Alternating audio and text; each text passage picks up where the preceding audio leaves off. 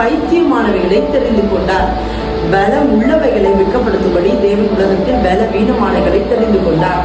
பத்தியா வசனம் என்ன சொல்லுது பாரு, பெரிய பெரிய டேலண்டான ஆட்கள் எல்லாம் வெட்கப்படுத்த கத்த முட்டாள்களை, அதாவது வேதம் சொல்லுகிறது பைத்தியமானவைகளை கத்த தெரிந்து கொண்டார் என்று.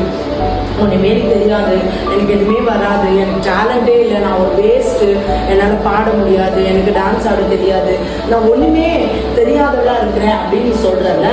ஆனா ஆண்டவர் நம்மளதான் தெரிஞ்சுக்கிட்டாரு. ஜெசிமா பாரு, எல்லாம் தெரிஞ்சவங்கள உலகம் தெரிஞ்சுக்கிச்சு, ஆனா எதுவுமே தெரியாத நம்மள ஏசப்பா தெரிஞ்சுக்கிட்டாரு. இந்த உலகத்துல ஒரு மனுஷனை ஆண்டவர் தெரிஞ்சுக்கிறது எவ்வளவு பெரிய விஷயம், அதுதானே நல்லது. அப்போ இனிமே எனக்கு தெரியல, வேஸ்ட், எனக்கு எதுவுமே வரல அப்படிலாம் சொல்லாத. கர்த்தரோட பார்வையில நம்ம ஞானிகளா இருக்கிறோம், நம்ம பலமுள்ளவர்களா இருக்கிறோம்.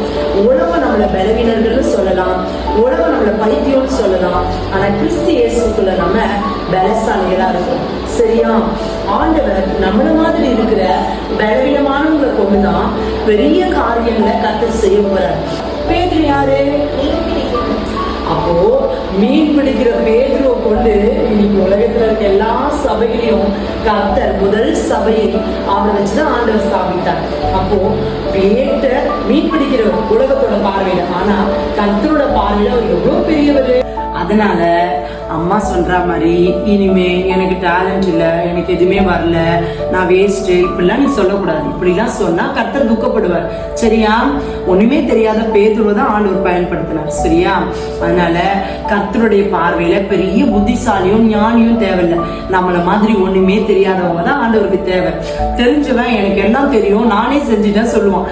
தெரியாதவன் எனக்கு எதுவுமே தெரியல ஆண்டவரே, எனக்கு எல்லா ஞானத்தையும் நீங்க தான் கொடுத்தீங்க, எனக்கு கொடுத்த எல்லா கிருபையும் நீங்க கொடுத்ததுன்னு சொல்லி ஆண்டவரை சார்ந்து கொள்வான். நம்ம எப்பவுமே ஆண்டவரை சார்ந்து கொள்ளணும்னு ஆண்டவர் நினைப்பார்.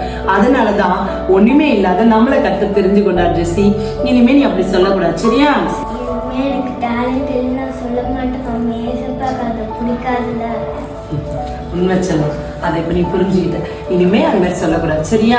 நீ தினைக்கும் ஜபத்துல ஆண்டவரே என்னுடைய வாழ்க்கையை நான் ஒப்பு கொடுக்குறேன், உமக்கு என்ன குறித்து என்ன சுத்தமோ அதன்படி என்னை நீங்க உருவாக்குங்கப்பா, என்னுடைய வாழ்க்கையை நான் ஒப்பு கொடுக்குறேன். டெய்லி நீ ஜபிக்கும் போது கர்த்தருக்கு பிரியமானபடி தேவன் உன்னுடைய வாழ்க்கை அழகா வடிவமைச்சு உலகத்துல பெரிய ஆளா கர்த்தர் மாற்றுவார். சரியா?